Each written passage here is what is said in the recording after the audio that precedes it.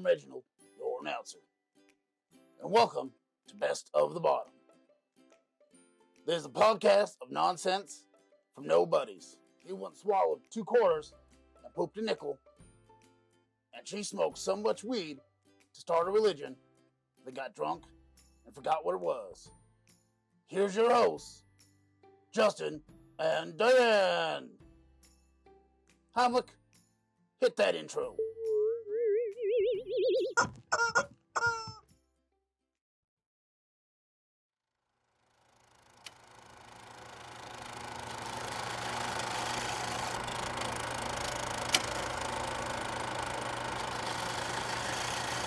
It's gonna be terrible.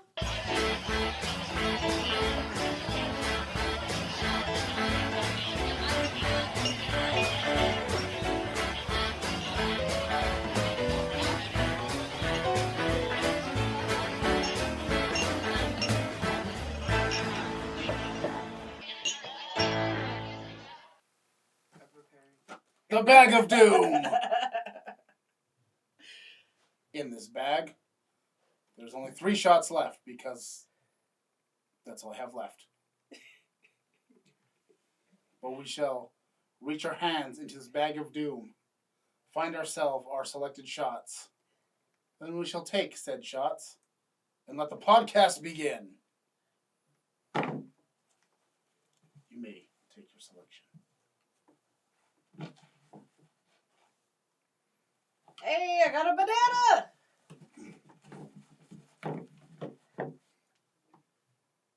I got black cherry. I still think the bag of doom is biased. And the one that remains is espresso coffee. So you shall go back in the doom. And I shall buy some more to go with you. But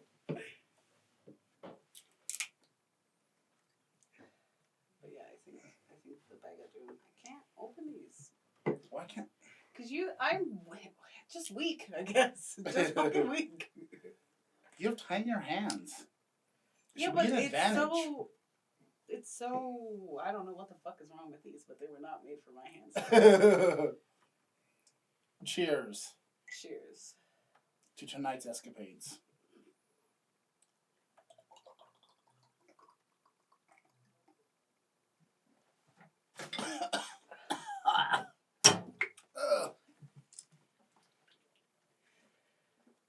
Save me, Rainbow Unicorn. Save me. What is that? Rainbow Unicorn Bang. Because it's delicious. Unless, are you afraid of my Corona? Yeah, actually, I'm more afraid of you. Well, just in general? Huh? Oh, you're afraid of No. me getting the Corona? Yes. I thought you were saying you're a dirty bitch. That too. I was like, oh, just me in general? Gross? Okay, cool. Anyways. Hurt my feelings. Hello and welcome to Best of the Bottom. We are bottom class people drinking bottom shelf booze. And this episode is beginning now. I don't know why I said it that way, but that's how I said it. I have a script right here that I'm not even reading. But if you enjoy this podcast, you can find us on Podbean and on Apple Podcasts. And you can also find the video version right here on the Perico Productions channel. I am recently recorded an episode of Father Knows Something or Stuff. I keep forgetting what I named my own show, but it's a show that I do with my son Kurt and his fiance Mystery, and our first episode shall be going up very, very soon. I am in the process of editing it right now. Well, actually, not right now, but you know, in that general time. I'm working on it. I got other things I'm working on too. That's one of the latest shows that's going to be showing up on this channel here very shortly. Hopefully we'll be having some weekly episodes of that, as well as the Best of the Bottom. And there's a few other things I'm still working on too. And eventually we will have content coming out our wazoos. And it might be uncomfortable.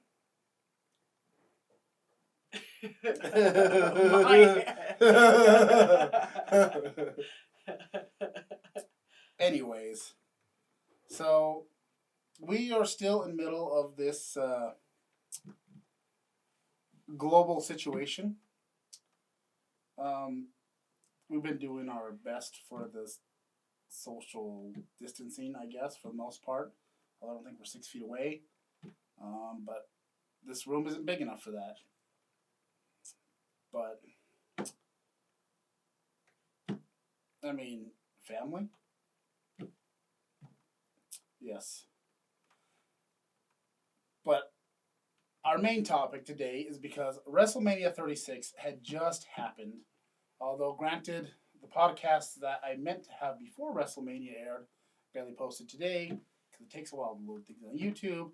And I take forever to edit podcasts because I also work as a paramedic. And in that job, I've been working, I don't know, not more than I used to, but I've been busier than I want to be. We'll put it that way. It's everyone at their job ever. I'm busier than I want to be. So, I've been a little bit behind. We have a bunch of podcasts that I haven't released, which I'm thinking about. Maybe we'll take a little break and I'll re-release some of the previous podcasts I didn't get a chance to put out there that are like mostly edited but not finished. So you'll see some stuff that happened, some of our thoughts prior to this situation. But since WrestleMania happened, that's a terrible segue. We're just jumping around. We're jumping around, just this is how WrestleMania happened. Let's just talk about it. Yeah, this I think that's a good segue. Yeah, this is House of Pain here. We just jump around. But I am going to pull up my notes because I made a lot of notes. There's only 2 matches that I am concerned with about WrestleMania. I watched a handful of others, but there's 2 that I had to watch. First one being the Undertaker AJ Styles Boneyard match.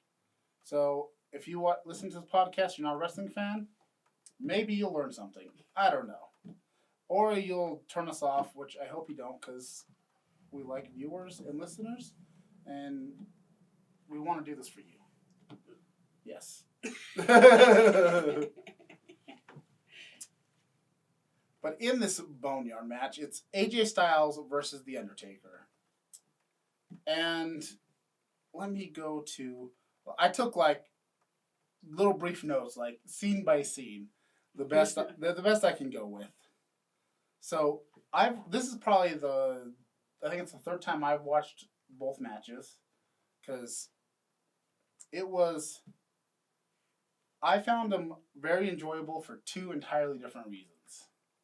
For both of them. But I'm going to kind of go shot for shot kind of in my notes, and we'll hear you have to say, I'll say what you're saying. And the first thing is you got this whole drawn out thing, a hearse rolls up, you got the Undertaker music going on, and then, the Druids come out, much in Undertaker lore fashion, pulls the hearse out, and all of a sudden, BAM! AJ Styles switches to his music, he's doing his little, we don't want none, whatever. The song, which honestly, I don't know if this is recently pointed out to me, but Jinder Mahal and AJ Styles music, almost exactly the same. Really? Anyways, listen to them both together, and it's kind of hilarious. Random off-topic thing, but I want to say I kind of appreciated this whole drawn-up thing, expecting Undertaker to be in there, old school style, and then bam, AJ Styles. Thoughts? Yes. So this podcast is going to be a lot of me telling you what I think and looking to Diane, and she's telling me yes. Yeah, that was the first thing that happened. I did also enjoy that. I'm going to just get it out of the way in the beginning because I have to talk about it. I hate AJ Styles with long hair. I just hate him with long hair. That's a point of contention I hear a lot because he does. Since he's a douchebag, keep it. But you look like shit, and I wish you wouldn't. I just think he has kind of a soccer mom hairstyle. Yeah, well, yeah. Yes. That's my opinion. Yes. No, that's fact. That's a fact. That's a soccer mom haircut on a fucking professional wrestler. Yes.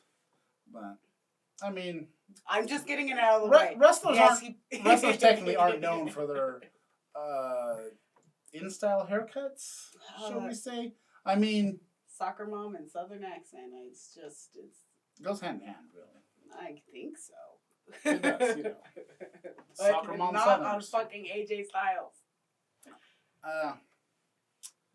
But yes, he popped out of the casket and was like, "Woo!" and all that shit. Not woo, because yeah, it was a Ric Flair or Charlotte Flair.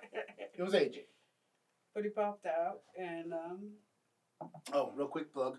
We're drinking Liberty Creek, White Zinfandel, and it's delicious.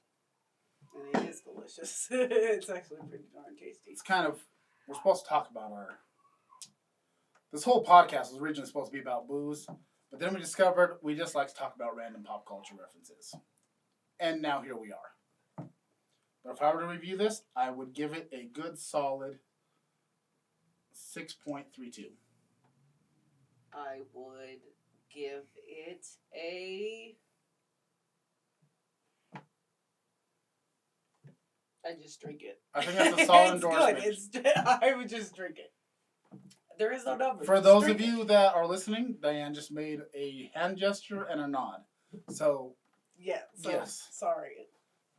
But yes, that's what we're drinking. Anyways, so AJ makes his entrance mocking the Undertaker. Mm-hmm. I like Then, here comes American Badass Undertaker. Although there is contention. I've heard some people say that it doesn't count as American Badass because he's not coming out to Limp Bizkit or Kid Rock. But you know what? He was on a motorbike. Yep. He had a little bandana on. Wait, hold on. He wasn't on a motorbike. A motorbike sounds like he's like he showed up on a moped. One of those like bikes with motors on it, like where he was like you a still have the pedals for when it dies. No. But Right. like He showed up on his chopper. I was gonna on just go his with motorcycle. Yes, he showed up on his motorcycle, which was nice. It was very, very American Badass. I liked it. Also, it was a very early 2000s style chopper too, like West Coast custom style, Jesse James and all that. So he makes his entrance, jamming Metallica, which is different, but hey, it was enjoyable, and like forever, there's whole like multiple times. In some of these later matches that Undertaker's been taking, everybody keeps expecting the American Badass to make an appearance. And there he is! So, he did his thing, and it was entertaining. It was it very much had the feel of like, at the end of like a sci-fi channel or like B-movie horror flick, ending fight scene of the monster. It did. It really. Yes. That's 100% what it took place in a boneyard or graveyard, and we'll keep going on before we'll break it down bit by bit. So, Undertaker gets off his bike. They do their little thing. AJ was gloating and everything, and talking trash. Mm-hmm. Undertaker, saying, his little trash talking in very, biker enforcer style. Keeps calling him son. Well, I just spilled shit all over myself. Yeah, well, shouldn't expect any more. Yep. Okay. Listen. Sorry, I was doing a little tap because I didn't see the bars moving. It's hard to do audio when you can't actually listen to it at the same time because, you're doing the show. Anyways, so they're doing the trash talking. AJ goes for a brick, like right out the gate, just like he's going to chuck a brick. And then basically Undertaker starts whooping his ass from gravestone to tree instead of pillar to post. It's a headstone to shrubbery. I mean, I don't know, but Undertaker really had like the first majority of this match just. Yeah. Yeah. I mean, that's what it is. Yeah, like I don't know how to describe it. Like Undertaker was just like slapping him around. Whooping some ass. That was it. Just whooping ass. That whole thing was really interesting too because it's like, yeah, you hear the shit talking, kind of in a thing, but to hear just like so much of it was. It like you said, very. And then the dramatic royalty-free music on the undertone. The music was killing it for me a little bit. Really? I kind of enjoyed it. On that one. On that one? They nailed it on the other one. We didn't get there yet. On that one. Yes. I think they could have done a little bit better. But I don't know. I felt like it felt to them because they really set up the B-movie horror flick. And I think that the music being the way it was, I think fit. The only weird part kind of is every time the Undertaker was really getting ready to do a big move, it went to like the villain music is about to attack. So, but in this whole build-up is AJ Styles is supposed to be the bad guy. But it was just weird that every time like something dramatic was about to happen and like it went to dark, creepy music, it was right before Undertaker was about to do something major, which fits his character, but at the same time, he's supposed to be the good guy in this. So that was kind of weird. Anyway, so they keep Undertaker's just beating his ass. And then he grabs, I don't know, some kind of little metal doohickey. You know, thing. Doohickey? Yeah, doohickey, chingayetta, the thingamajigger. And he grabs it, and then boom! And completely missed and just busts through the window of the hearse and cuts his arm. Mm-hmm. And he's like, oh, what do you say? He's like, a son of a bitch, or goddamn it, or, you know, he had his little curse words. Yeah. And he's like, oh, you made me cut my arm, AJ. And he keeps calling him Alan. Yeah. Because there was a lot of breaking kayfabe in this one, calling each other by their real names.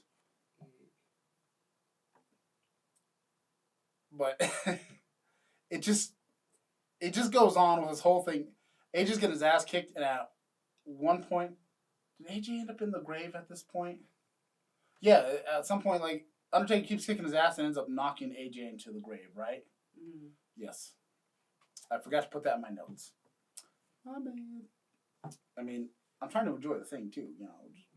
Even though I've watched it for the third time. But yeah, he knocks him into the thing, and he's getting ready to bury him, and then Gallows Anderson shows up. For those of you who don't know, like this one here. Like I said, haven't been watching WWE in a long time. I mean, to be honest, AEW. I'm more of an AEW, but I love my wrestling, so I'm in the loop with WWE, and I'll watch stuff here and there, but I'm not as diehard as I once was, because AEW exists, and most of the time it's better. But I will say this match so far has been quite enjoyable for the just ridiculousness that it has been. But, so, Gallows Anderson shows up, and they have this whole dramatic scene. Undertaker looks away from AJ in the grave. And look, man, I'm spoiling this whole match, but it's by the time this comes out, it'll be 2 weeks since WrestleMania happened. If you haven't watched it, obviously you're not going to. So here you go. This is our perspective on it. So Gallows and Anderson. What dog is even whining? Why is there dogs whining? I can't ever do a podcast without an animal making noise. It's probably the little ones. Yeah, I think because they're in the back and the screen door's open. Anyways, deviating from what I was saying. So they show up, and then all of a sudden, lights turn on, and a bunch of the Druids, or as some people have called them, Dark Order, they make an appearance, and there's 6 of them, or 7. I don't know. There's quite a few Who's of them. chaotic? But anyways, fucking... they come out and they kind of start circling around the Undertaker and stay 6 feet apart. And they did the part to social distance. So, you know what? Kudos to them. There's a situation going on. And you did your part. Even in a gang fight. But then you get much closer than 6 feet apart when you attack the Undertaker. You know, it happened so quick. The coronavirus never had a chance.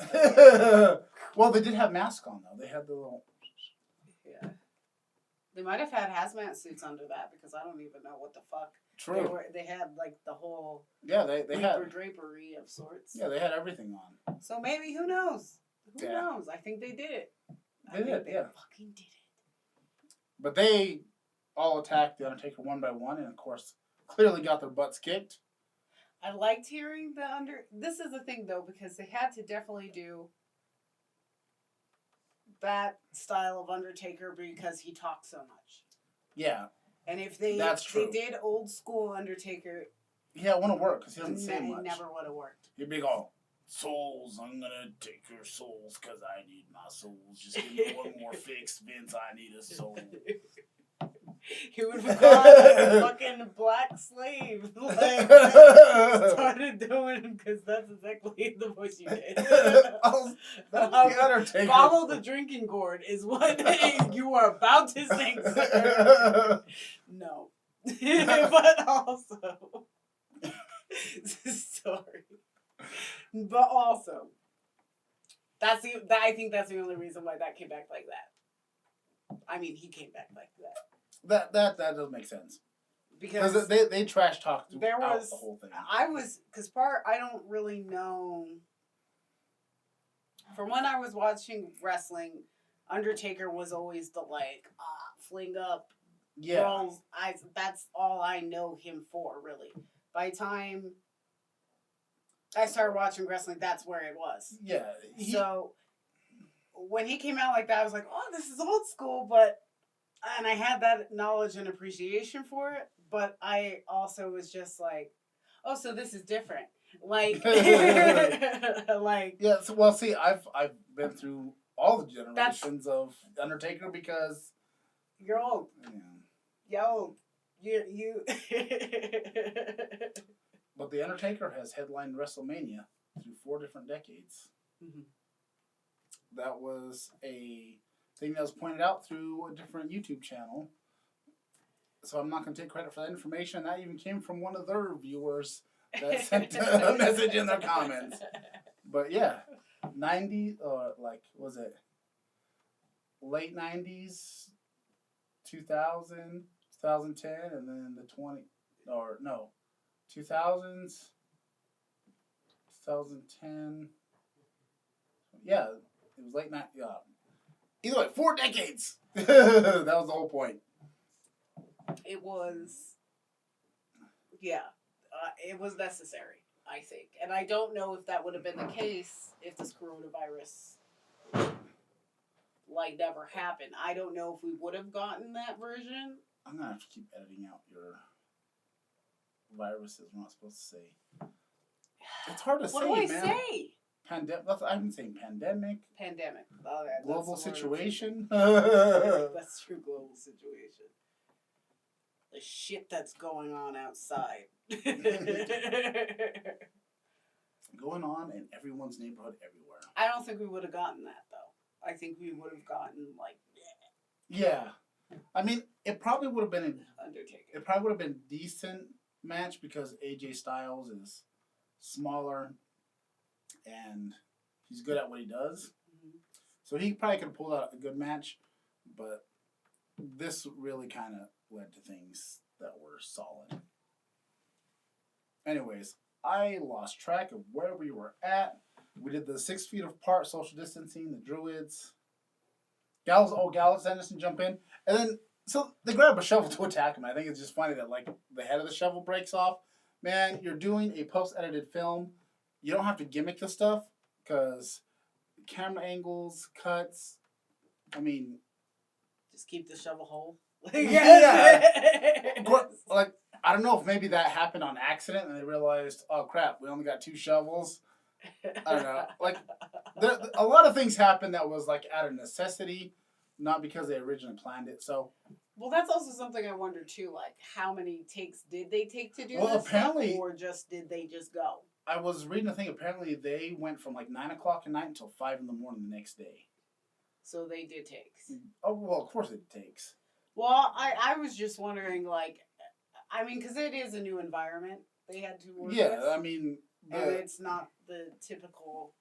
the world has changed. And probably also just the amount of crew that was available too. Yeah, because everything's going with minimal crew. Like, you can't have more than 10 people in a social setting. I think here you can't have more than 5. Yeah. Which is kind of weird because there's a lot of families that Yeah. are a lot more than 5. Even, like, I mean, what can you do?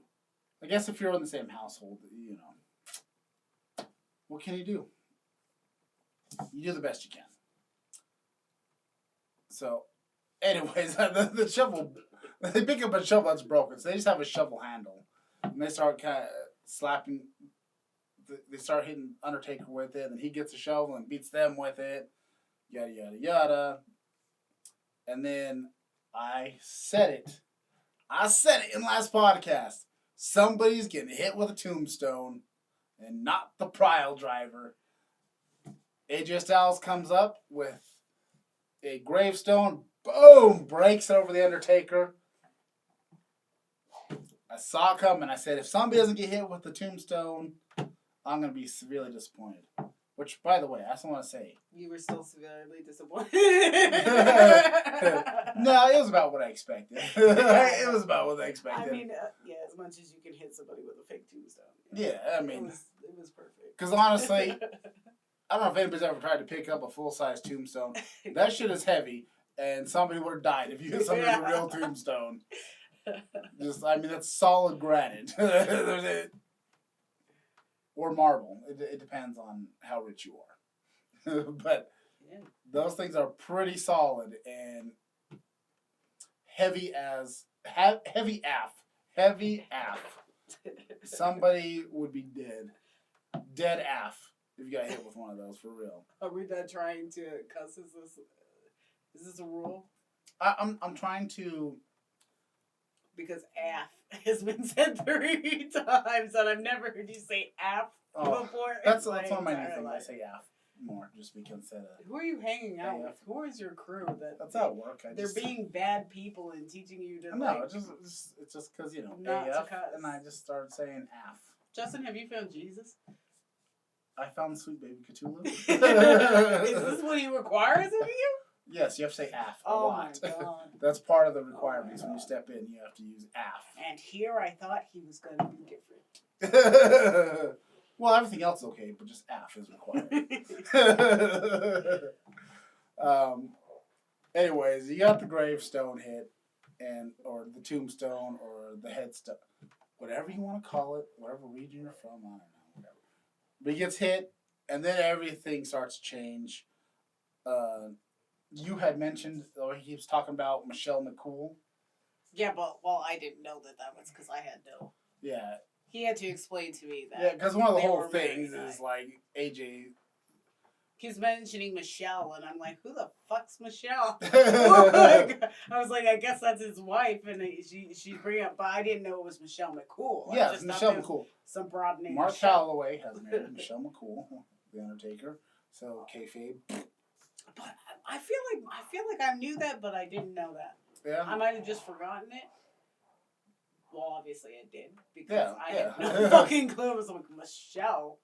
But that was part of the whole build up, And then AJ gets the upper hand. He gets a good solid chunk. He even tells the Undertaker, "Let me retire you." He said, "You need to retire. Let me bury you." And he keeps saying, "Let me bury you." And I kind of like that because there's the whole, burying people in, wrestling. Like, you make them look bad and then they never move on. There's the whole thing, burying people. And I just thought it was one of those little, little yeah, little secret jab, a little exposing the business. I don't know. This whole thing is like saying, "Let me bury you," and then he even tells the Undertaker, "So I thought you were the American badass." So, It's happened. It's supposed to be the American badass in there. Then the second shovel makes an appearance, and AJ Styles breaks the shovel over the Undertaker, and that's when the Undertaker ends up in the grave. Yeah. So. And that was like, I don't know. I will admit my first thoughts were fear. Because I'm watching AJ Styles get into a tractor about to put some. I'm assuming it's real dirt. I don't know what it is. Movie magic, Diane. I felt like movie magic, but I also did it. It did freak me out for a second, and I was like, well, there's no way that like 6 feet of dirt is about to be poured on this man because he's gonna be dead. Like that's not how that works. So. I did have a slight moment of like, oh my god, this is so real, but also B movie as fuck. But also, I did have a like, no, don't do that to him. Like that is no. But then he's old. Stop, get out of there. And then I even did they have to put a ladder in to get him out? Is my question. That's so disrespectful, probably. But also, real question. I mean, the poor guys had bilateral hip replacements. All right. I'm just imagining like Undertaker like parkouring up the sides, just like. He did look great, though. He's not John Morrison. He did look great. He did get in really good shape for this. But if you follow his Instagram, which is very lame dad stuff, he's been on a strict diet and gotten into some of the best shape of his life. That's good. He looked good. He did look really good. The guy's like 54, 55. He didn't look a day over 40. I swear to God, keep the bandana, dude. I liked it. Yeah, he pulls it off way better than Hogan does. Of course, he still has hair under there. We know why Hogan's wearing the bandana. Well, I imagined his hair because he had it in like a mohawky type fashion. Yeah. It was seated so far, he had to like. He had to shave the sides, so it's like I don't think the Undertaker really has hair, but he has hair. No, he does because there's pictures of him. He just got the gray hair and it's shorter. There's like a picture of him playing Uno with his kid on a private plane. I don't want to see the Undertaker. No, I don't want to. That's not the man for me. I understand. Yeah. He's a wrestler, but I have no desire to see the Undertaker. And then I have Kissing Kittens. Actually, the Undertaker Kissing Kittens, I do want to see that. Not being great with kids, but being a good dad. Yeah. Good husband. Yeah. Decent being a stand-up. I don't want to see that. And then I put here, AJ says a cliche statement. He does the whole ashes to ashes. So, because, it's got to be... You got to have a cliche statement in wrestling. It's just, it's standard operating procedure. I wish it wasn't, but it is. It is. All right. I'm going to have to speed up a little bit to the notes because we still have one entire match to go through and we're already a half an hour into this podcast. Dogs barking at the door. Puppies. So, here's where things get really ridiculous. AJ Styles gets the tractor started up. He's about to pour a bunch of dirt on the Undertaker. And lo and behold, lights shine from above, or a couple of floodlights, and then, bam! Undertaker is like right behind AJ. Yep. Throws him off the tractor, and then the ass whooping commences yet again. And he just beats his ass all over the place, and for some reason they climb on top of a barn. Because you have to climb on high stuff in any sort of wrestling match, yeah. Especially if it's, like, not in the ring. So they have this whole thing, and then The Undertaker raises his hands, and then fire! Because, you know, he's magical. Yeah. And then somehow AJ does not turn to a charred husk. Well, he doesn't want to kill him, so... Well, yeah, that would be bad. I mean, he is the Undertaker, but the Undertaker takes the dead, not necessarily kills them and jars them to... That's bad publicity.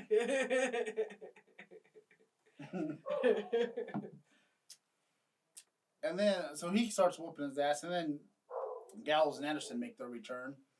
And essentially, the Undertaker kills Gallows and Anderson. He threw one off the barn and then tombstoned the other one on top.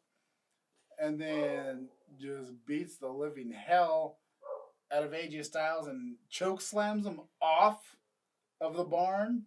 Yeah, the whole time, it was really cool, but at the same time, the whole time I was like, what the fuck did they do there?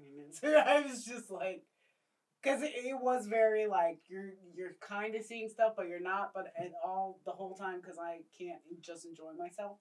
Like, I kept thinking like, okay, they have to have like a mat on top of the roof somewhere. It was, the fall was a very film school, well, like you said, B-movie. Yeah. It was very B-movie, and you can tell how fake everything is, but it's also like, for what they had to do. Yeah. I mean, like, and they would zoom out at certain points, but that's what they do the whole thing. I don't know, just, that's all, I guess. And then that's when... those scenes were good. Yes. Necessary, stupid, but, you know. And then, of course, here comes the dramatic music. And AJ Styles starts begging The Undertaker, don't bury me, don't bury me. And the question is he asking The Undertaker or is he asking Vince? You know. I think he is, I think AJ is pretty well. More like, don't bury my friends. But, so he's begging, you know, them taking out to bury him. And then the Undertaker has this loving embrace and tells him, no, man, you gave me the best fight of my life. Not a lot of people give me a fight like that. Yada, yada, yada. yes, makes it seem like everything... very polite. Yeah, it makes like everything's all cool. Gives him a little bro hug. You know, lets AJ go. AJ's kind of standing there. Undertaker turns around. All of a sudden turns around and Spartas him right off there. Just, which I feel like there was a missed opportunity. There should have been, this is Boneyard, or, you know, he should have made a this is Sparta reference. I just thought. This is Boneyard! And he kicks AJ into the grave. Cue the tractor once again. Kind of a slow build up, dramatic music. Boom. Dirt buries AJ. You know, he gets off. Undertaker gets off the tractor. Gets on his bike. Or no, he doesn't get off his bike. He grabs, like the whole time, in the very beginning, AJ tells the Undertaker, I dug you a grave. And Undertaker says, you dug your own grave, yada, yada. And the big reveal, Undertaker pulls the moss off the gravestone, reveals AJ Styles, 1977, 2020. Oh, Wait, how old is AJ Styles? 1977 to 2020, 42? Damn. No. I mean... You don't care. I don't care. But I was like, AJ's 40s? I didn't know. I didn't know he was that old. I know he's been in the game because I used to watch him on TNA. AJ was on WCW as enhancement talent before he went to TNA. That's all how I know him. The high flying, phenomenal AJ Styles. That's how I know him. But short hair, gorgeous. Yeah. Now he looks like a soccer mom. Gorgeous in a different way. Perspective. Give him a couple years, he'll have tits like Chris Jericho, and it'll be like... Yeah. He'll grow into him. Actually, I like Chris Jericho, like barrel-chested Chris Jericho. Yeah. He's hilarious. I love it. But anyway, not what we're talking about. Yes. AEW's for a different day. Not today. Not this day. Yeah, so there's the whole reveal. You know, Undertaker's dong drops. The boom. Oh. I was like... Yeah. You mean he like released it because it probably would have fallen to the floor. So fucking large. That's what the gong sound really is. No, It's but dropping. So it has the whole ding, and then classic Undertaker music slow starts to build in the background. Hops on his bike, starts it up. Gives the old Undertaker fist. Fire! Undertaker logo. Rides off into the sunrise. I mean, he takes off. End of match. Oh, and then you see the AJ Styles glove on a clearly fake hand. Yeah, that was the dumbest thing I've ever seen. It was... Everything was dumb, but that was the dumbest. Like, okay. Not dumb. I just want to say, like, as soon as this match ended, did I not call you? Yeah, no, you did. You did. I called her and I said, you have to watch it. It is professional wrestling at its absolute dumbest in the best ways possible. Mm-hmm. It was completely absurd and ridiculous and cheesy, and it was glorious. It was different. It was definitely different. And also, I will say, because you kind of watched the Drew McIntyre not Goldberg. Oh yeah, I want to talk about that too because. Yeah, because I left it playing because the empty arena stuff. It's like. Yeah, I didn't watch the whole WrestleMania. I just watched the. Yeah, I just showed her those two because the most important thing is, to be honest, I didn't watch the whole WrestleMania because I've been kind of watching, like, I will say, I think AEW does the empty arena better because they at least get a small handful of the wrestlers out in the crowd and kind of cheer, and you got the heels on one side, face on the other, and it kind of gives it some element of what a wrestling match should be, but it's not full-on perfection. But they're doing the best they can. We're living in weird times. This is unprecedented times. Ugh. Roger Rabbit Rub Roast. Roger Rabbit Rub Roast. So, the fact that WWE was, had the idea to kind of go way outside the norm and do something ridiculous as this was pretty awesome. At least I thought so. Well, honestly, because that was fine. What we're about to talk about now, that was where the Razzle-Dazzle was. That's where the WrestleMania was, as far as I'm concerned. Yes, you can tell Bray Wyatt really well, because some of the stuff talked about beforehand is John Cena really worked with Bray Wyatt and kind of was his voice, because John Cena's got a lot of pull, and said, let's do what they're going to do. And I guess supposedly Vince McMahon, as soon as it was kind of explained to him, he loved it. And this is whole different. Like, I'm going to make a just quick comparison.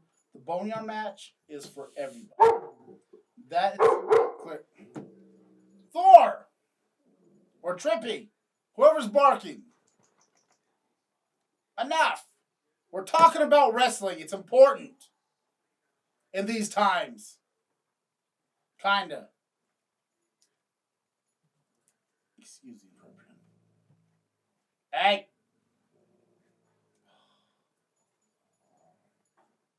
These dogs. Can't do nothing with them. I think it's Trippy. Trippy gets frustrated with the puppies, I guess. Are they in here? Sounds like it. I bet you there's some little crumbs of Trippy's food there, and they're getting close to it. And yeah, Trippy's throwing a little tantrum. Anyways, back to the matches.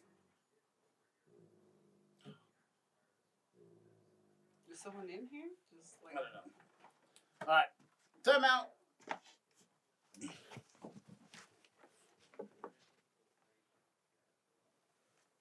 they're going at each other. Ozzy wanted away. It was Ozzy. All right. Sorry for the interruption. Okay, so as I was saying, the comparison is Boneyard match is kind of for anybody can just jump in and say and watch this match and be like, hey, this is kind of cool. Firefly Funhouse had a lot of deep cuts, wrestling nerd shenanigans. It was very deep cut.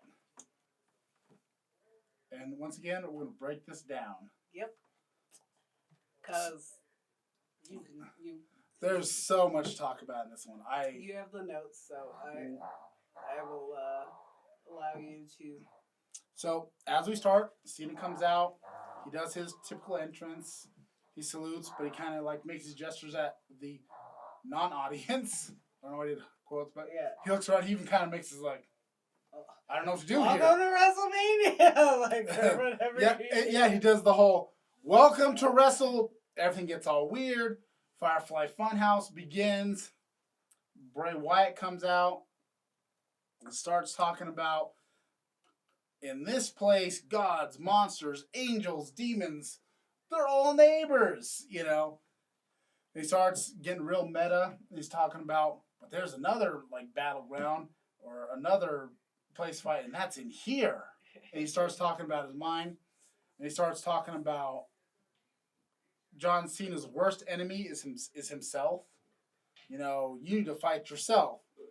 Everything gets weird. All of a sudden, you know, everything changes. Boom. John Cena's in the Funhouse. He's in the Firefly Funhouse. Ramblin' Rabbit's right there. And he tells him, hey, dude, you need to go in there. And then, like, I don't know if you've watched all the other Firefly Funhouses. Above the door, it usually says, abandon all hope, ye who enter here. This one says, abandon all hope, all ye who exit here. Because Bray Wyatt goes to that door first. And then, you know, Bray Wyatt has a promo. That's when John Cena appears in there. Ramblin' Rabbit have a little back and forth conversation. And then John Cena walks to the door. And he walks to that door. And then suddenly it's doing the Kurt Angle promo when John Cena first debuted during the Ruthless Aggression era. And it keeps cutting back and forth between Kurt Angle and Bray Wyatt. And then all of a sudden, John Cena appears. It's even got the fist sitting out on the ground from the old SmackDown.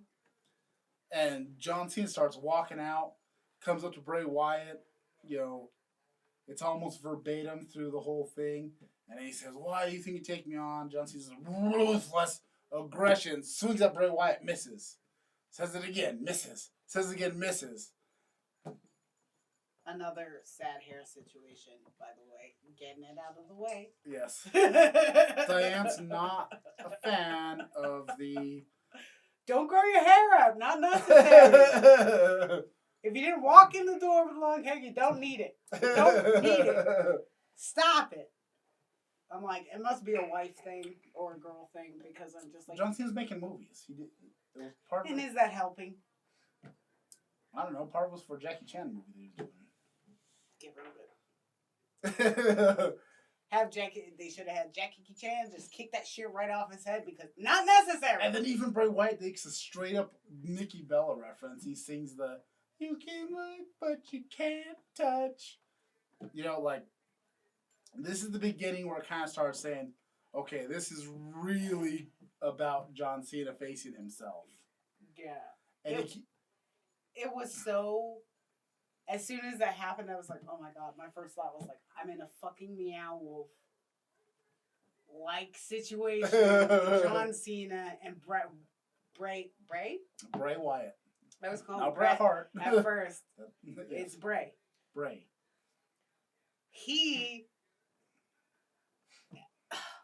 This is a dream almost. It's so beautiful. I can't even like the beginning part. Like that's right away because I was like, okay, with the Undertaker stuff. I was like, I get it. It was almost exactly like we talked about on the podcast. They're gonna be in a fucking graveyard. Yada yada yada.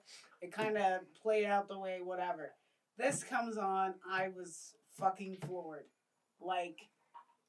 As soon as he came out and he does the whole thing and he's trying to hit him and it's like his old self and like I saw Kurt Angle in there and I was just like, this is amazing. Just from that alone, I was like, this is fucking.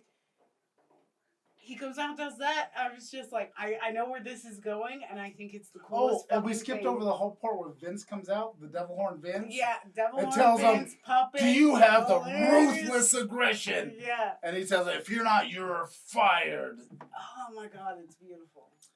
Yeah, and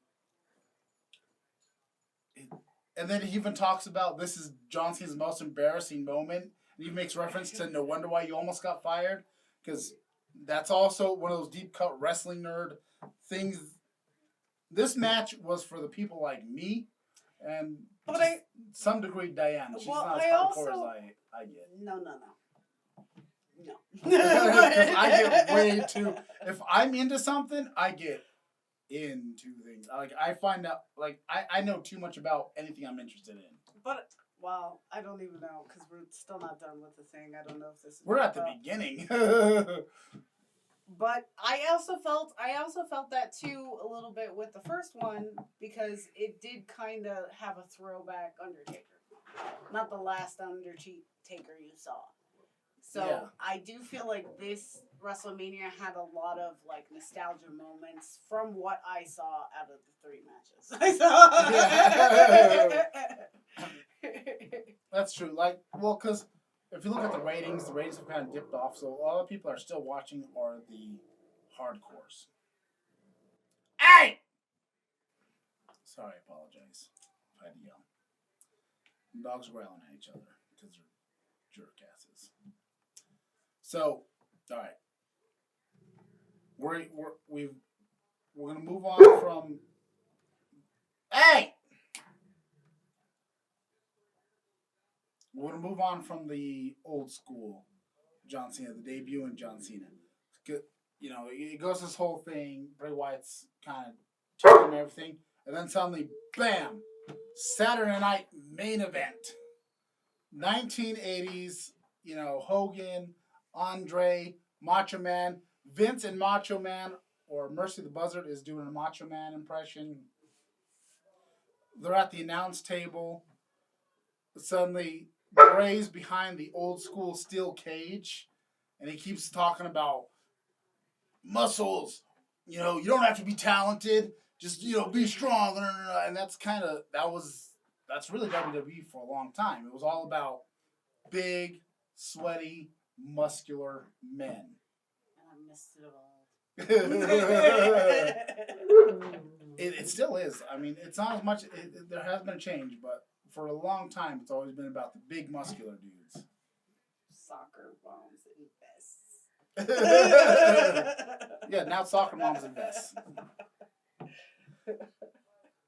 No, because you still got like Braun Strowman and Brock Lesnar. Brock Lesnar is nothing to look at. That is a mug. That is faith. That is a faith only a mother could love. Oh. Drew McIntyre though. He's the Scottish psychopath. His face has changed a little bit, but I don't know if it's the facial hair. It's been a long time since I've seen him though. Too. Well, he's like 10 years older. New. Yeah. Anyways, we're way off topic. We're still on topic. Okay, I guess we are. Yeah. We're jumping around just like the match. House of Pain. So they're doing this whole 80s promo, and then John Cena's just lifting weights. You know, they call him Johnny Large Meat. You know, so you got a couple double innuendos there because it's all about being muscular, and I thought it was funny. And then he comes out and he's just lifting weights.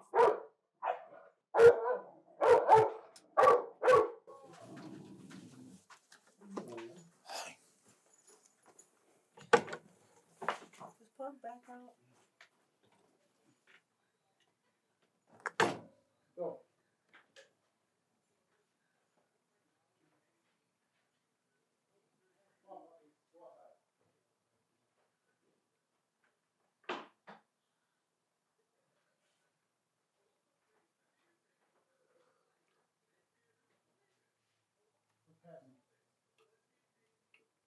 Outside. No bubbles. No bubbles.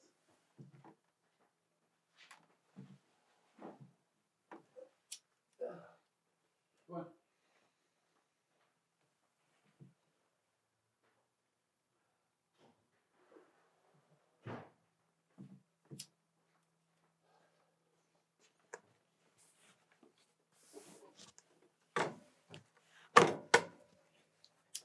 Now I'm gonna have a lot more editing than I wanted to do.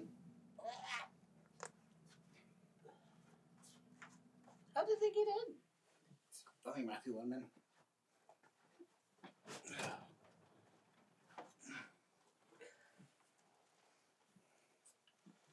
Okay. Oh, I thought you were gonna pull something from the bag of doom. All we have is the espresso. Do you wanna divide it, or do you wanna save it? We can divide it. We have cup to Thor. Stop.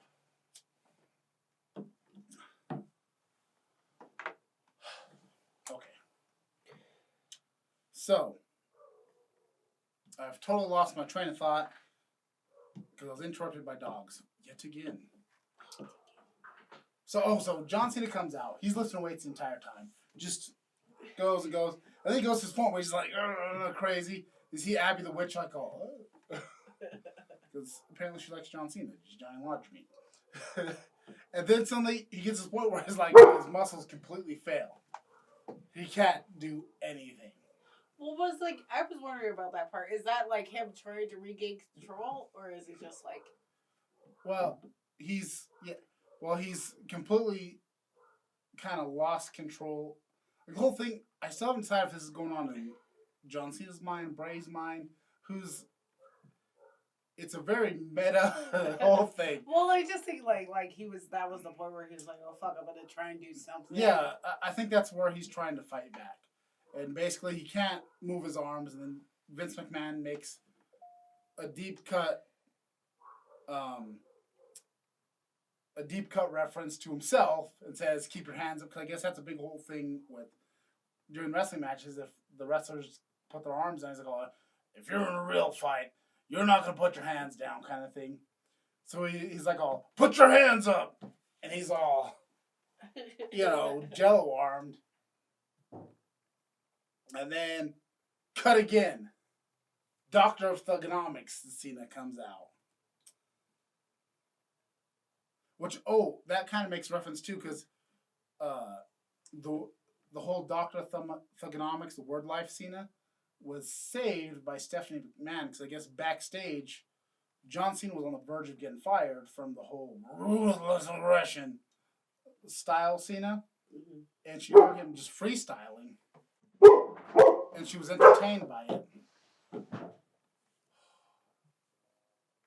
I need a studio one of these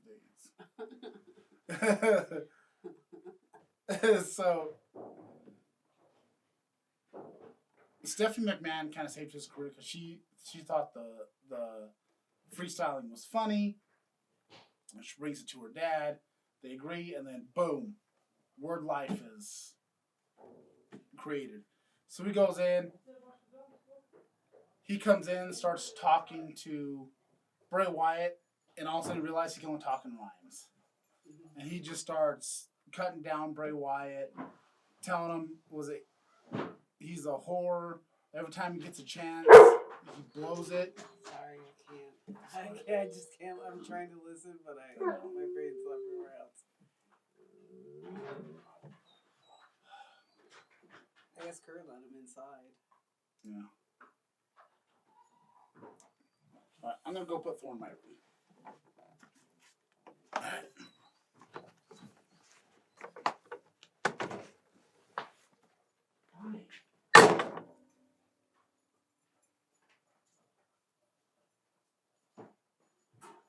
she came in, and I guess Matthew was supposed to watch them. But, because Kurt said, why aren't you watching the dogs or whatever?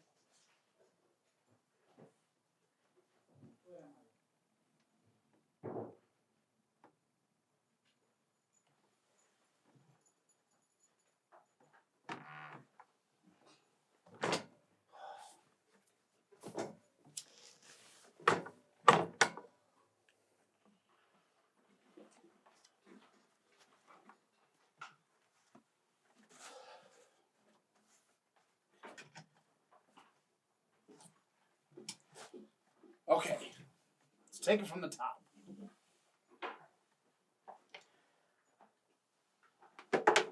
John Cena is now Word Life Thugonomics John Cena.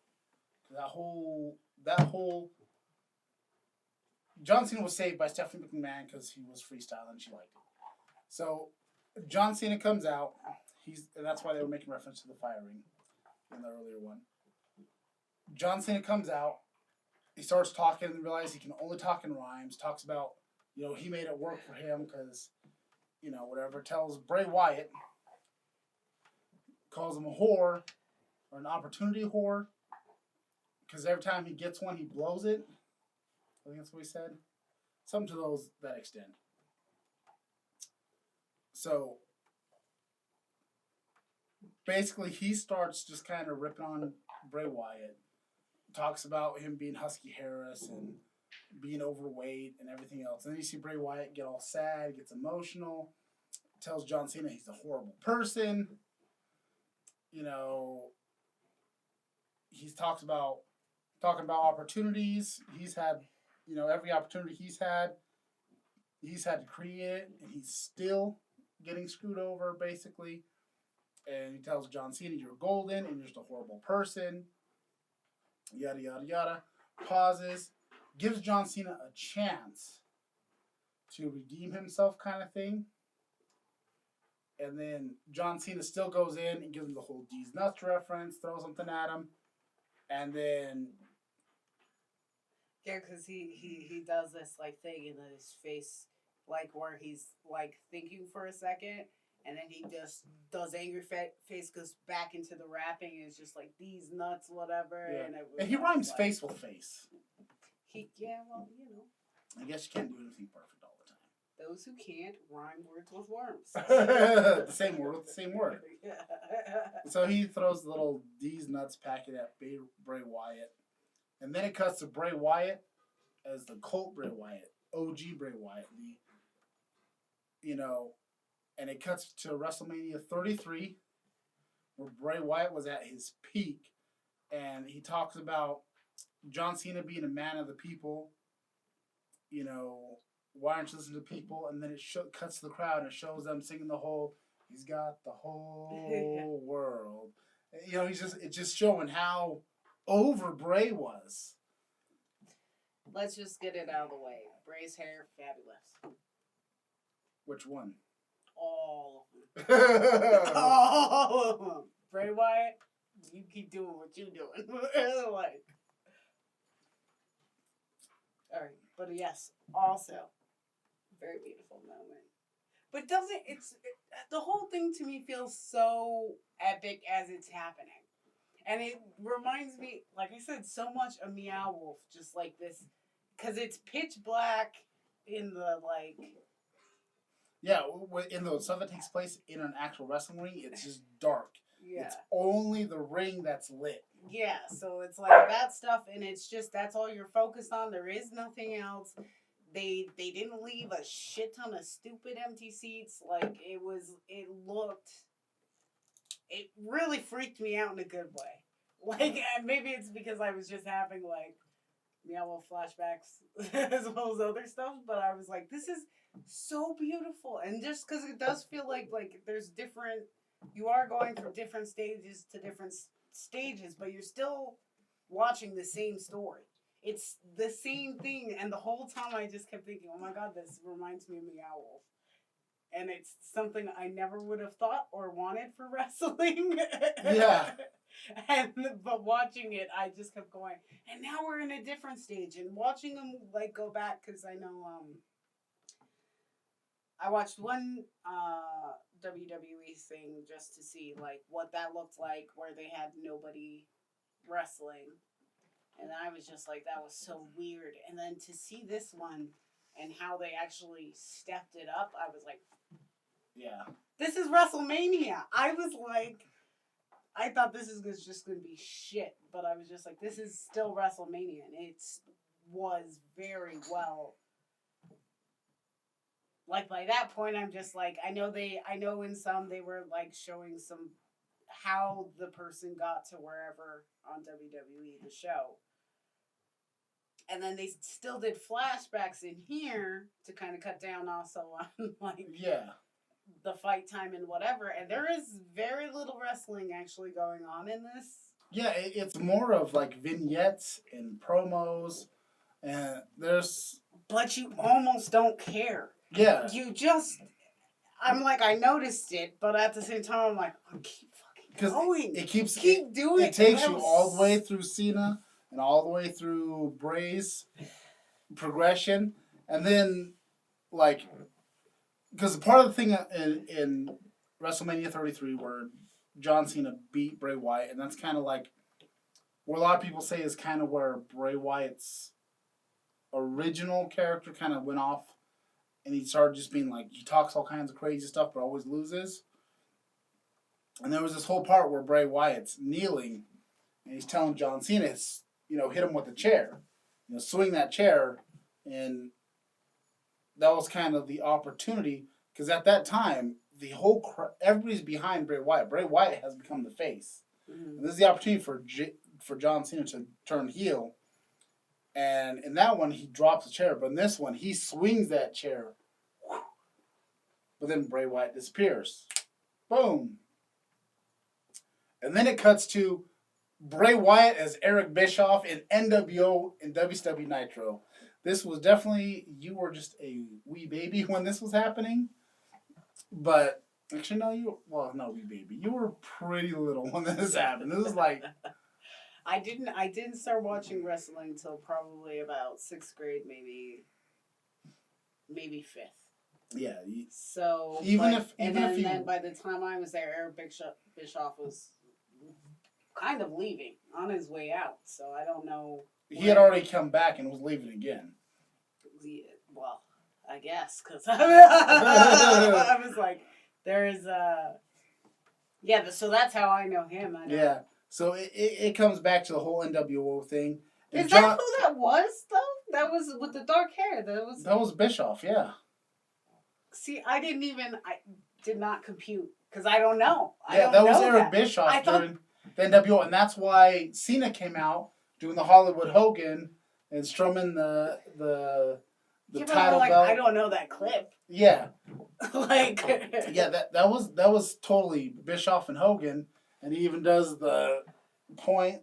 Because I was just like, who the fuck is that dark haired dude? Like, I was like, I don't. Yeah, that was Eric Bischoff. When he was much younger. Because all I know was white haired motherfucker, like, on his way fucking out, like.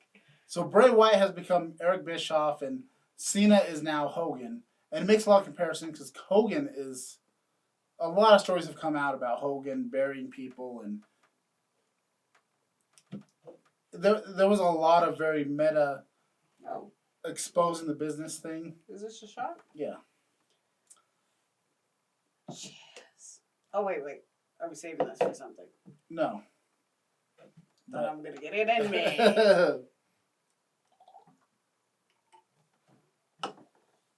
That's awful. Ooh. That's awful. I don't know if that's... Wow. That was the espresso 99. 99 espresso coffee. Not pleasant. Most of them aren't. Yeah. So he all right. So Cena is now Hollywood Hogan. So you got that cross reference to John Cena's. But then you can even see where this whole thing about John Cena, because the Becoming an actor, all that stuff. yeah, well, but there's also the whole thing about Hogan revitalized his career by turning heel. Uh-huh. John Cena never turned heel, and the whole thing is everybody kept saying John Cena turned heel, John Cena turned heel. You know, like all the wrestling nerds like myself wanted him to turn heel, and that was his opportunity during the Bray Wyatt thing, and he didn't. So that's why he goes to the NWO. And then even then, you can see immediately, John Cena slowly kind of regaining his faculties and trying to fight back. Because the whole thing is basically breaking down everything he's done and all the choices he's made and how he's squashed. Because there was even, I believe there was even a reference to John Cena squashing other people's career when they were still in developmental. Because he made a lot of references back to the Husky Harris, and we'll get to that here in a second. Where Bray Wyatt's standing there doing the Hogan, the Eric Bischoff thing, and John Cena just gets mad and turns around and tries to hit Bray Wyatt, or no, he hits Bray Wyatt. He's down on the ground, and Bray Wyatt's covered himself up. John Cena's just wailing away, and then all of a sudden, it cuts back, and it's Huskus the Pig, which is reference to Husky Harris when Bray Wyatt first came in, when he was part of the Nexus, and he was, still in developmental. It was kind of a whole come back to that. Because even the part where John Cena tries to attack Bray Wyatt as Thugonomics, and Bray Wyatt punches him with the chain around his hand, which apparently is a callback to when John Cena lost his very first title match to... I completely forgot now. But the whole thing is somebody took a chain and punched John Cena. That's when he lost, I think it was the U.S. title. Way back in the early days. It was his first major title defense. Anyways. I didn't even realize that was pointed out to me through... Because like I said, I've already watched this. This is the third time I've watched it, and I've been watching all these... I'm a wrestling nerd. And I get into... I'm just a nerd in general. I get into things and I get way into things. So, you got this whole thing. John Cena keeps battling the fact that he doesn't want to be a bad guy. He's supposed to be the hero. And Bray Wyatt keeps pointing out that he's not the hero. He is actually a horrible freaking person who destroys other people's careers. Mm-hmm. It's kind of the whole theme of this. And the amazing thing is John Cena, goes this whole thing. Because I think now he's kind of gone through and, matured and realized, you know what, maybe I shouldn't have done some of the things that I did. Yeah, but it's also I think that's just a story that has to happen in wrestling, because it's the same thing is kind of going on in AEW with Adam Page and the Young Bucks or whatever. I worked hard to get here, blah blah blah, and now you're gonna take away my tag team. True, that saying it's one of those things where it's yeah, okay, cool, but I'm also not the coolest part of this thing.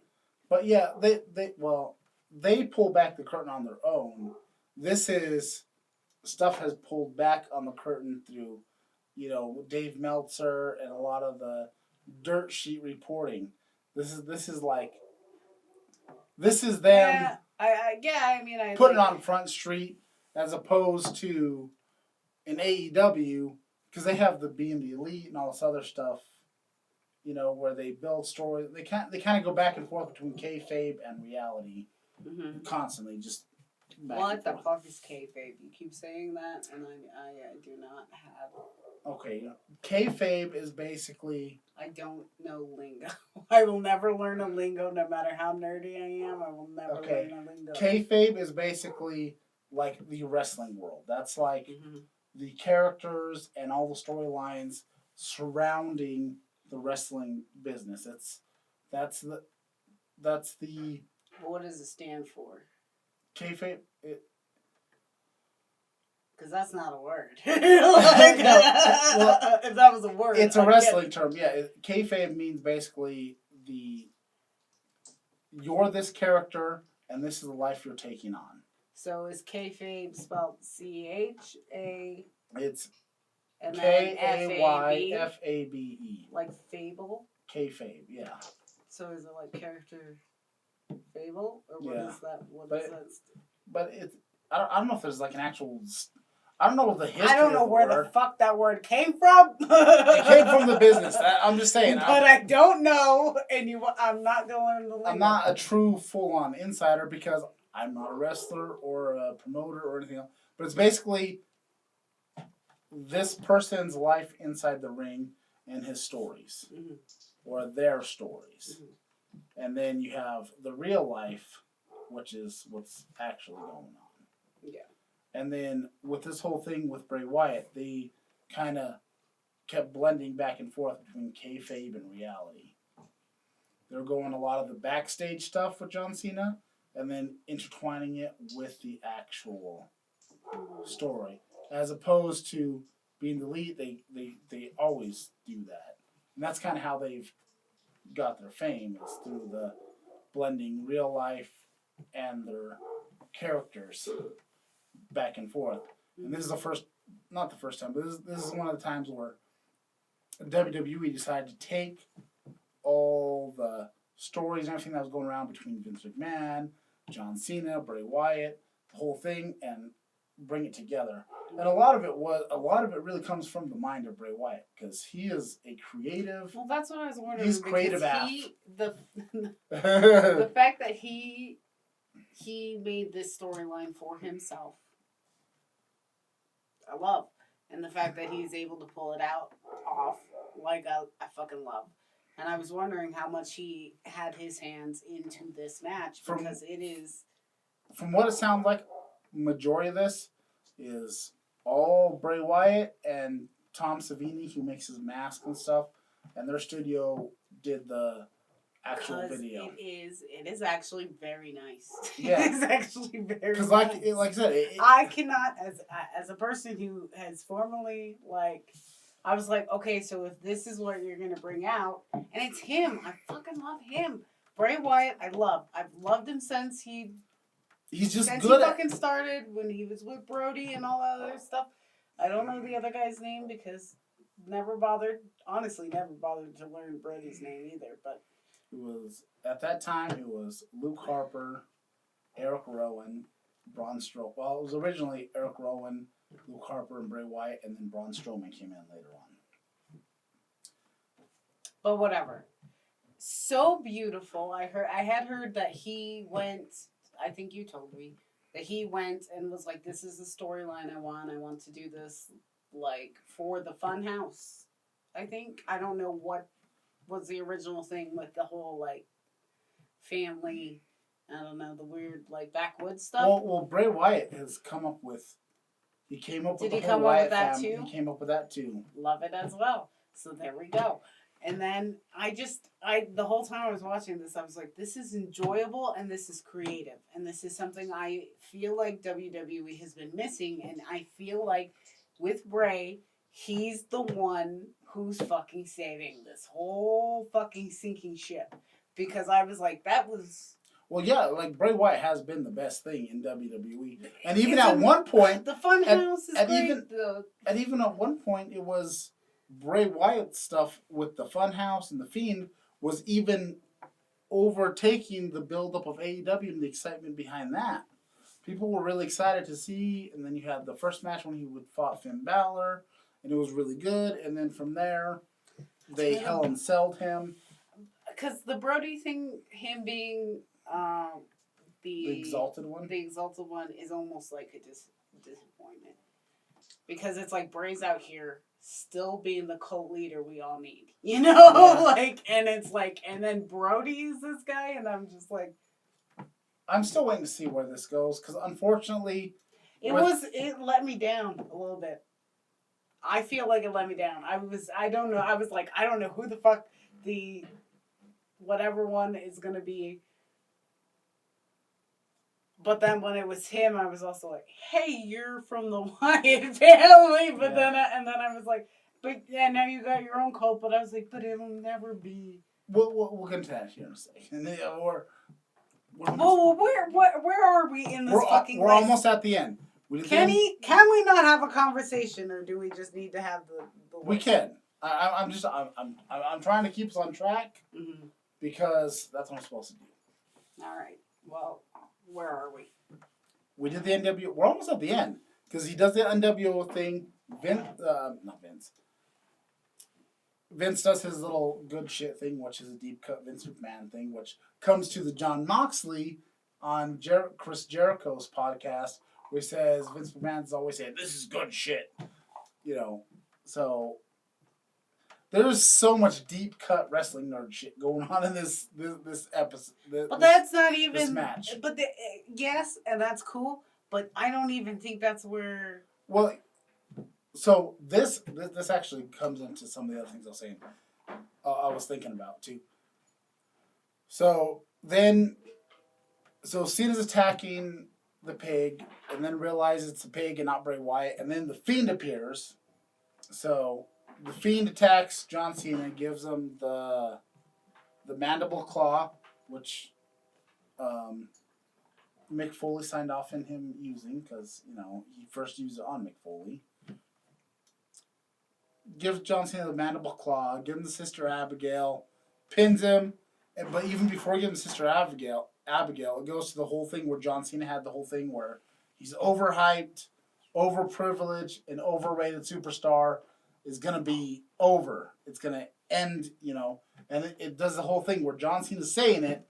It's close up of John Cena doing the unconscious thing, before he gets Sister Abigail. And it kind of goes into the whole meta thing where John Cena for years has been like, that's why they kind of did the men saying Cena sucks, the women, the children love John Cena, so it was, let's go Cena sucks. And it kind of combined everything that's gone on throughout this match, and then it's basically saying John Cena's overhyped, overprivileged, an overrated superstar. Bam! Sister Abigail. Fiend still got him in the mandible claw. Bray Wyatt counts the pin. Bam! He wins. And then John Cena disappears. Yep. So, one thing is that John Cena's retirement from the wrestling ring? Is he done from wrestling? Is he gone? If so, that's perfect. He's been tired for a long time, though, I think. Well, because he's gone the way of The Rock, He started with, and he's slowly gotten to do stuff. Now he's doing lots of movies, and, good for him. Yeah. I never really cared for John Cena, so if this is the end, I'm like, send him out that way. Yeah. That's how good this was. I don't even think, as much as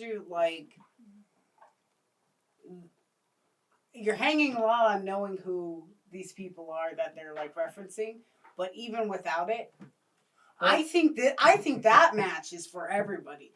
The AJ Styles and Undertaker one, that's for for people who give a shit. This comes into the debate because I would say, out of the two of us, I'm the hardcore wrestling fan and you're more the casual fan. Yes. And one of the things that was said is the Bray Wyatt stuff is if you're a casual fan, you're going to be like, what's all this other stuff?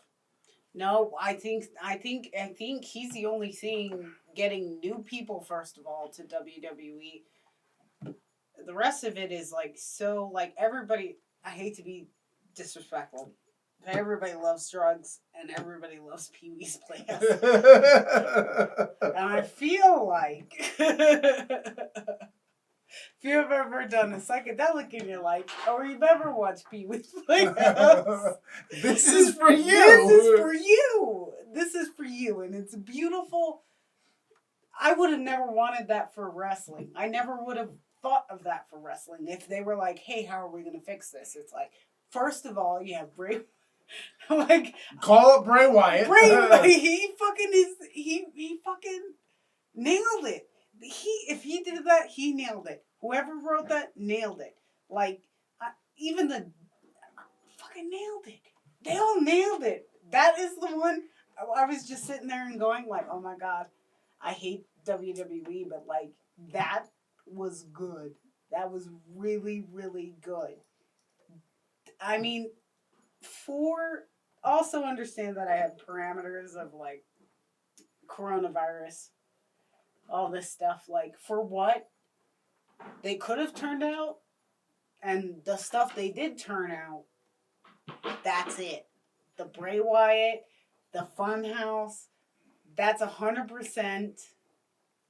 I'm blown away. I'm honestly excited about it. I don't know what to say. Well, because I hate all that, but that story, John Cena's so, but then watching basically Bray Wyatt walking through it, I was like, oh my goodness. Like, and the very minimal wrestling, didn't even mind. Didn't even mind. Like, I think they should do this with many of the... Like, I'm actually curious how this is going to change wrestling, because that was good. Yeah. That was good. You can have matches that are pre-recorded and have some of these wrestlers stay home and do some stuff and show some stuff. And I mean, I would hate to like watch a shit ton of like be packed in a stadium and actually watch some of this shit, but at the same time, like, maybe don't show that for live stuff, but you could have some fake. Yeah, well, you could have. I was watching a thing, like, and they were pre-recorded.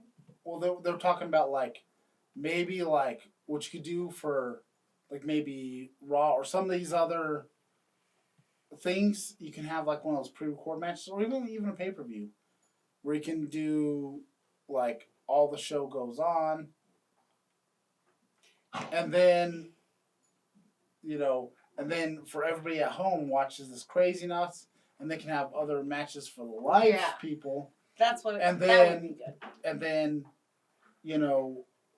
they still got their money's worth coming to see the live show, and then they can work the other matches into something else, or but then have the craziness post. Because I guess apparently Triple H and Vince McMahon actually were blown away by how well it was received, because right now those are like the two most popular things that have come out of WrestleMania. And that's not like I said, I would never want that for wrestling, but then I still didn't want that for wrestling when I saw the AJ Styles and Undertaker thing. I was like, no, I liked it, but also no. if I had to vote, I would have said fuck it. And then when I saw the whole Funhouse thing, I was just like, you know what, maybe get the right people and you could actually do that. And then I was like, oh my god, that was so good. I was like, so what does this mean for wrestling? Like, is that going to be possibly a feature where you do get wrestling matches outside of a ring? Because honestly, though, too, because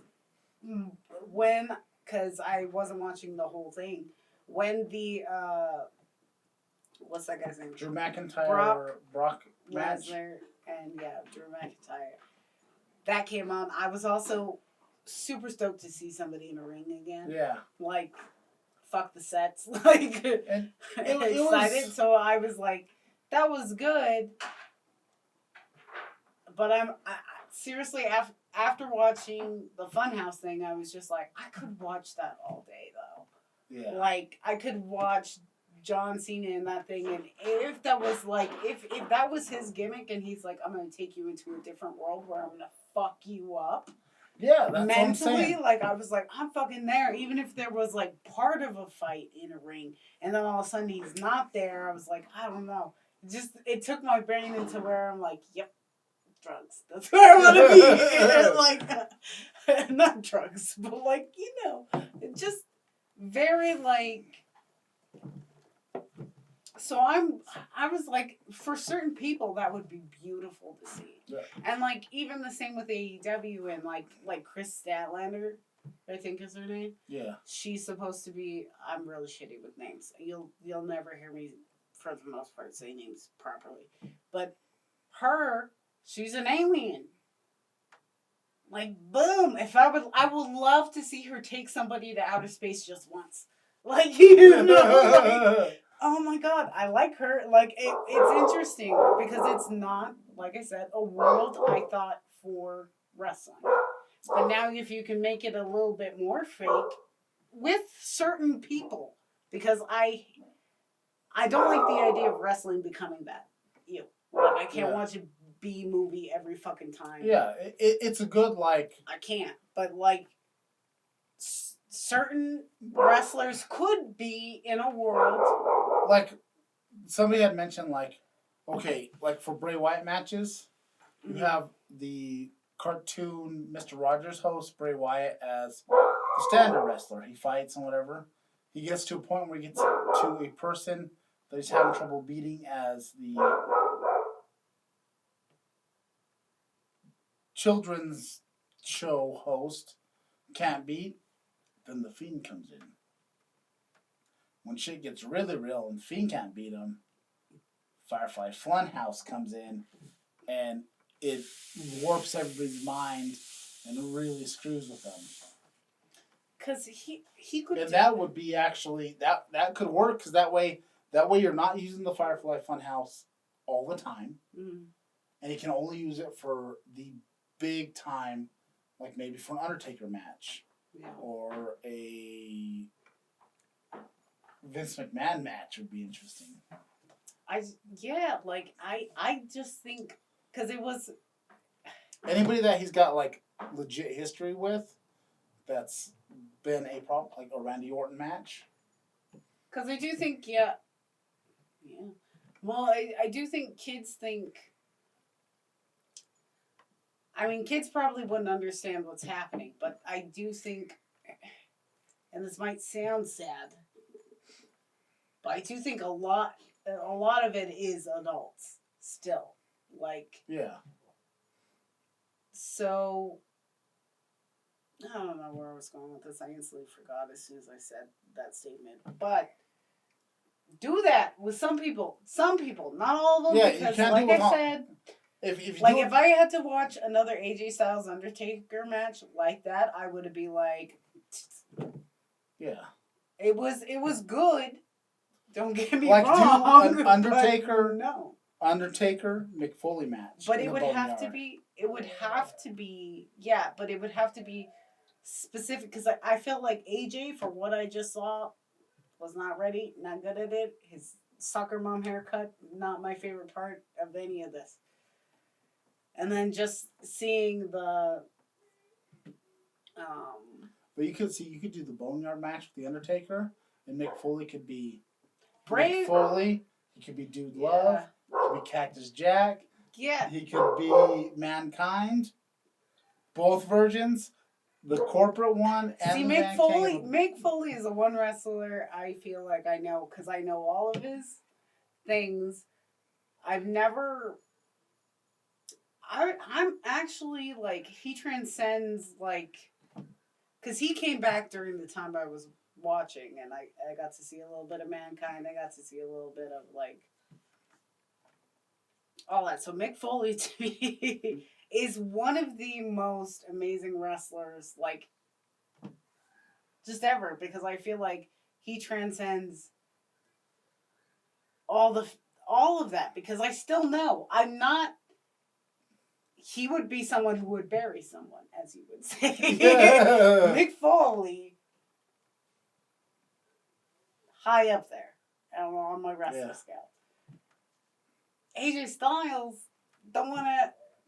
I thought he was when he was at TNA, and he was a high fly, and they did all the other dumb stuff that now I'm realizing is dumb.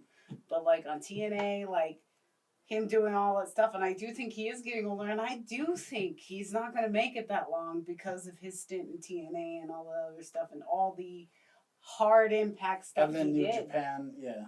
Well, I don't know. He's in his 40s. It wouldn't surprise me if he's not going to be the Undertaker rolling his old ass out here to fucking.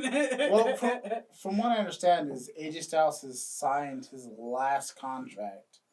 From what is said, is he's got he signed a 5-year contract WWE, and his goal is this is his last contract in the ring, and then he wants to be a behind-the-scenes type.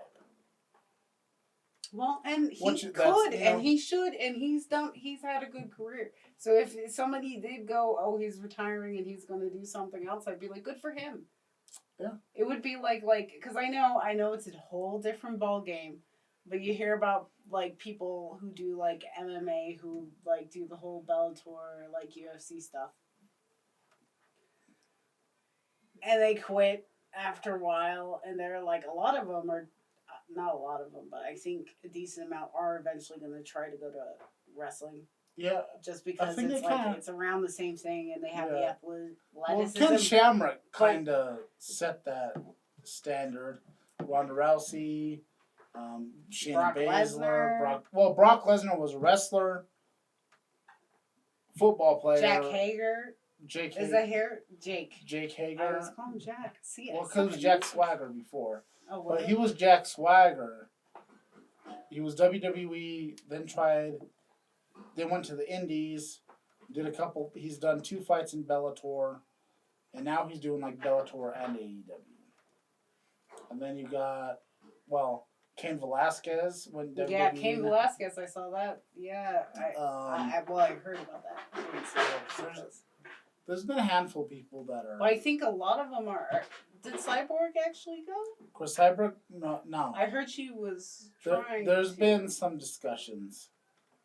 Or was thinking about it. Yeah. But, like, I didn't know. She's talked about it in a handful of podcasts. Because I think she's. I think it's a good move, though, for those people. Because I'm like, if you don't want the CTE, I know it's still high risk in certain injuries and stuff like that. Fucking do wrestling.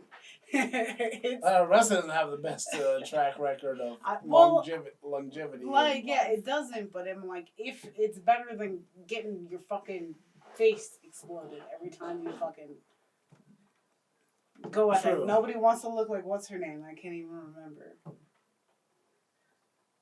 I don't remember names, but that one girl after her last fight where she looked like a fucking caveman. And it's just like, Ronda Rousey got her face busted up pretty good by. Your face bleeds, but you don't. If your skull or if things are fractured or if like I don't know what it was called. It wasn't I want to say embolism. What's it called when like something like I don't know the words. Well, an embolism is a blood clot in your brain. Not at all. Not at all. Diane knows nothing. An aneurysm is when a vessel in your brain expands. It's something about like something exploding like an art, like because it was swollen. So like to the fact. That's a brain bleed. No, but like it wasn't. Well, you can have an aneurysm with the bones, or after that, it was just like something in the skin chunk. It doesn't matter, but I just think it's better. I mean, your body is fucked. If you're gonna keep putting your body through that shit, do it. It's gonna shit. But if it's not worrying about CTE, then I'm like, do wrestling, because there's a better. At least from what we know. Yeah, well, at least from after Chris Benoit, they've been a little bit more. Well, Chris Benoit. Have you seen that there is a new I've watched Dark Side of the Ring. Did you watch it? I think I know all I need to know. No, you know what? We're gonna watch that after this. So as soon as we get off this, we're gonna watch Dark Side of the Ring, and guess what we're talking about the next podcast. So get ready to hear some depressing stuff. Well, I know that I've heard. We're gonna watch it. They have part 1 and 2 on YouTube. Because I've heard more about the part 2 or maybe it might have been part 1. I don't know which one it was. Where they talked about killing. They talk about both, but you know what? I just don't want to be. Is it gonna break my heart? To some degree. Because I'm like, it already broke my heart when I found out that happened, and it broke my heart too that like, because everybody was like, it was the steroids. That was 100% what everybody was saying at the time. And because I remember McMahon being out there being like, well, we never forced him to do this and all that stuff. I watched the whole interview on that and I was like, McMahon's a piece of shit. Too, because of that, just like basically throwing him, if it was like a drug induced thing that happened, and now I'm hearing that might not be the case, and I'm like, I don't want to. It's already the worst. We're gonna watch it here shortly, and He's gonna make me be sad. This is. But we are way over the time that I allotted for this podcast. So next podcast, we're gonna talk about Chris Benoit. So we're gonna be wrestling heavy for a couple of weeks, and this has been Best of the Bottom. Please like, share, subscribe. You know, come join the family. That's what we are. We're family. You know, in these times of weirdness, come join us. You know, we're something to watch.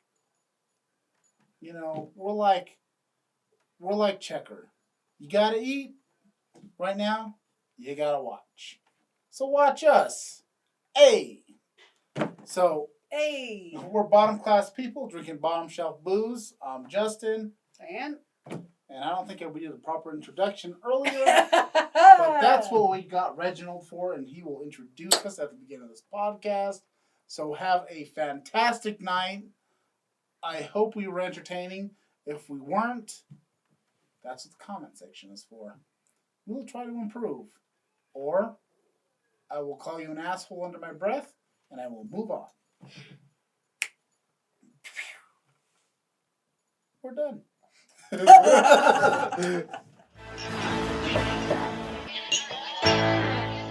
Tasted pretty good.